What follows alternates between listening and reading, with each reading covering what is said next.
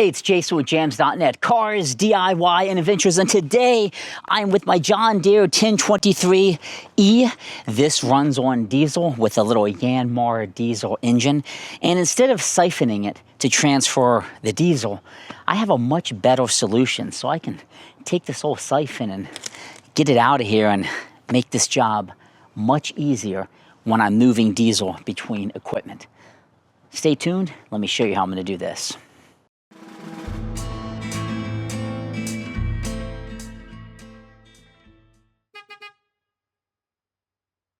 So I'm going to be using the TaskStar diesel transfer pump. This little transfer pump will hook up to a 12-volt battery. It gives you a little plastic gun that you can put in to pump it back. It comes with a filter, so you can make sure no contaminants are coming into the line. And it comes with two hoses for the pump side and the output side. This little pump is designed for kerosene or diesel. It is not designed for regular gasoline. You want to be very mindful of that because you don't want to ever create a spark with regular gasoline. It will just go up in flames. Diesel combusts very differently, and it's safe to use this little 12-volt TaskStar diesel transfer pump with diesel, obviously, or kerosene. Now, as of today, you can get this little TaskStar diesel transfer pump on Amazon for $79. It has a nice metal base where you can mount it to something, and it gives you pretty decent length on the cable to get to your battery.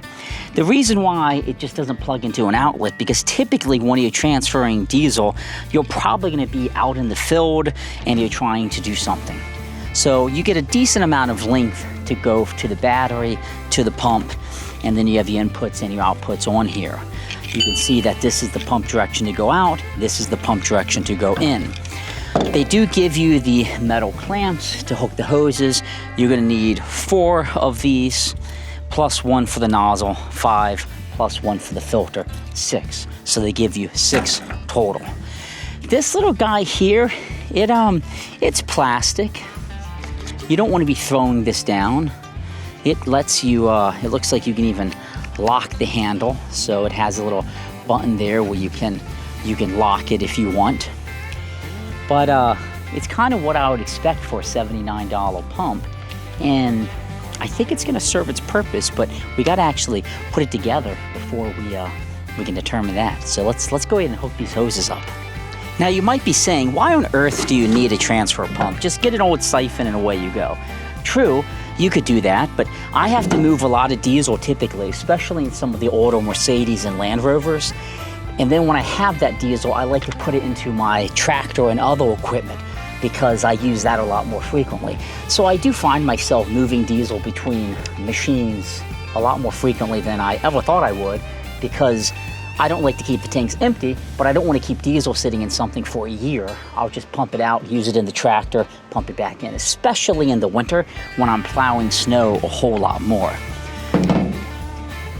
So the first step is going to be just to hook up the pipes. I mean, this is pretty darn self-explanatory. You're going to want to have a Phillips head screwdriver. You're going to want to put one of your brackets over the pipe like so, and then you just basically slide it on, and then you're going to screw that down to clamp it on nice and tight. So let's go ahead and do that for all of them. I will do the same with this pipe and basically just take my screwdriver and tighten it. Now, I would never recommend over tightening these because very quickly you can break plastic. You know, you're not doing anything too extreme here with pressure, but you want to get them nice and snug so the pipe doesn't come off, especially the output pipe, and then it's going to be shooting diesel everywhere. That would not be fun at all. But you can see I have this one on nice and firm. I'm going to do the same for this pipe, and then I'll do it for the filter. It's going to go on like that, and for the nozzle. So let's go ahead and do that. Okay, I have it all set up. You can see how these just go in with the tabs right here, the metal little clamps. And then of course I have the nozzle set up the same way. So the next step is just to hook this to the 12-volt power source and then just flick this on switch on. Let's give it a go. So you're just going to take your negative end and your positive end and put on the negative and positive terminals of the 12-volt battery. So you can see the battery down there, positive and negative terminal. And then that gives me the ability to effectively power the pump. Always make sure you put the pump somewhere on a nice, flat, secure surface.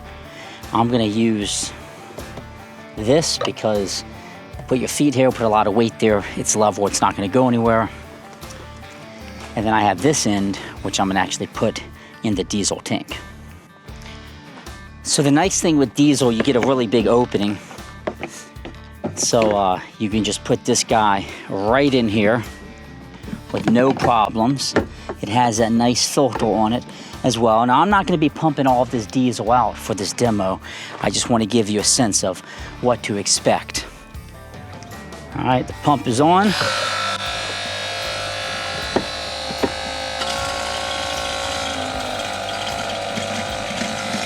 It's pumping nice. And it will actually only pump when you're pressing this. I think it creates like that vacuum. So it's not pumping it now. I press the nozzle and I am getting diesel out. No problem at all. I just adjusted it to go a little bit deeper into the tank. And you can see just how good this pumps. I mean, that is quick coming out. So I pumped probably 1.5 gallons just that quickly.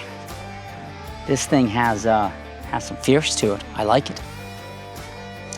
So you can see I got it down here in the tank. You can see all the diesel that I pumped out. I'm not using agricultural diesel, that's why it's not dyed.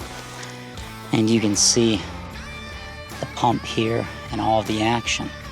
So I'm gonna go ahead and pull this out and just pump the rest out, and I'm gonna transfer it back into the tank. Now, most scenarios, you wanna just pump into the bucket and pump right back out.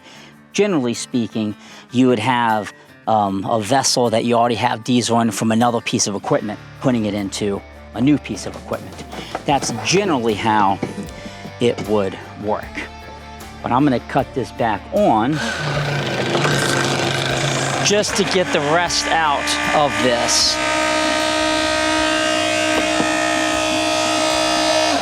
So I got the rest completely out now. Now putting the fuel back in, I've just put the filter in the bucket. I'm gonna cut this on and I'm just gonna let it pump. And you can see just how quick this is going. I mean, it's already gotten basically all of that diesel out. I'm gonna have to tilt the bucket just a little bit to get the rest. But that quick, I've transferred all of it back in. I mean, that's pretty awesome. So this is the TaskStar diesel fuel transfer pump setup. You can move diesel between equipment pretty darn easily and pretty quick. You saw just how quick I transferred diesel out of that. And it hooks up so easily to the equipment right on the 12-volt battery. So would I buy the TaskStar fuel transfer pump for diesel again or kerosene? Absolutely I would. It's $79. Even if I only use this a couple times a year, it makes my job easier, and I don't see any drawback of this. Now, I'm gonna unhook these lines because I don't want to keep them hooked to the pump, and I'm gonna keep a bucket that I'll always store this in. It's gonna have a diesel smell, so you're not gonna want to put it in your house or probably in a car, but I'll keep it back in the storage shed. And I'm very pleased with how easy this was to hook up, how easy it was to use. And anytime I got to pull a lot of diesel out of a truck and put into a tractor or vice versa, this is going to definitely be handy. 79 bucks, I don't think you can beat it. This is Jason with jamzDOTnet, cars, DIY, and adventures. Give me a subscribe on YouTube. Lots of adventures, lots of DIY, and of course, a ton on our car collection. Have a great day.